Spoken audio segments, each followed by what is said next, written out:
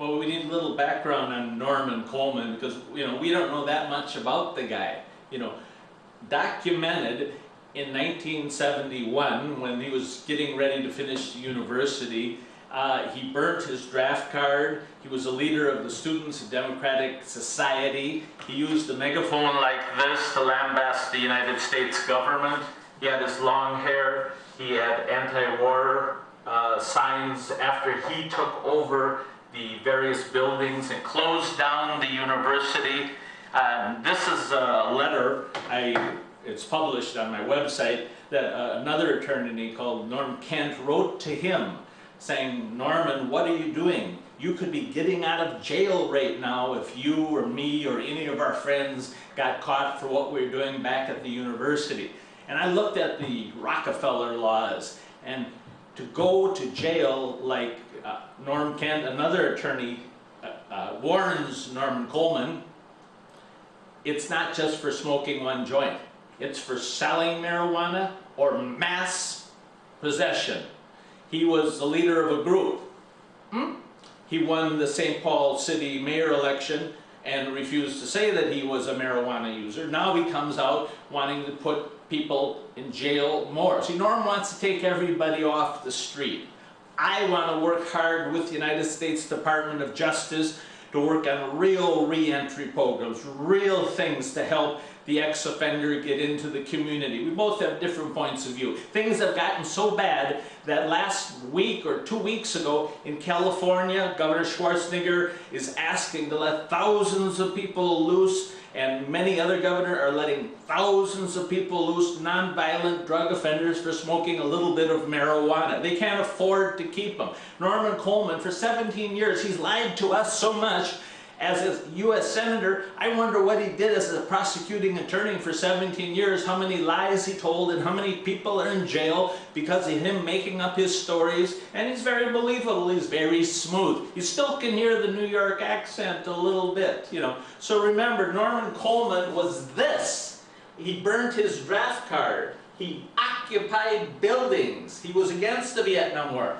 You never call Norman Coleman a veteran, because 58,000 people that were beautiful American boys died in Vietnam. I volunteered at the University of Minnesota the first chance I had after before I even graduated school. I volunteered for the United States Air Force, and I'm very proud of it.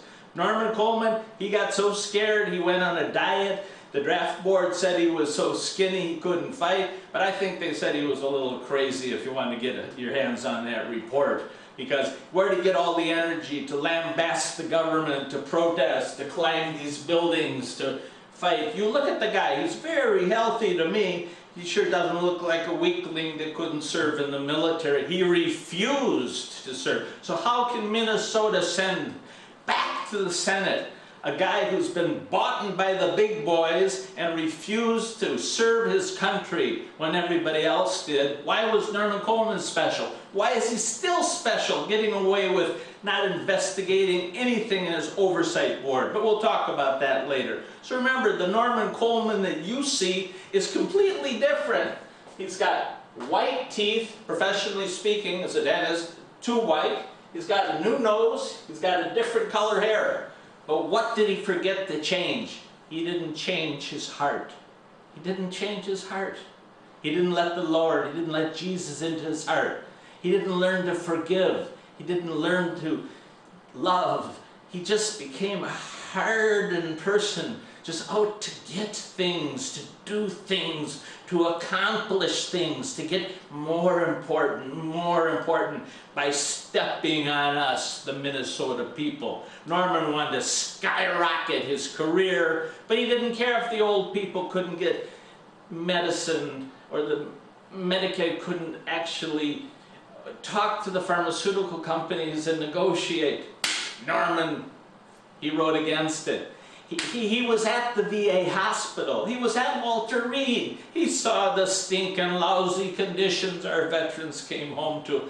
But he didn't talk about it because he's 100% on the Republican team. You don't go across the aisle and in a Republican administration, he'll lie to a Minnesotan, he'll lie to America, but it'll hold the party line. I'm a Republican, but I'm an ultra-liberal, ultra-compassionate Republican.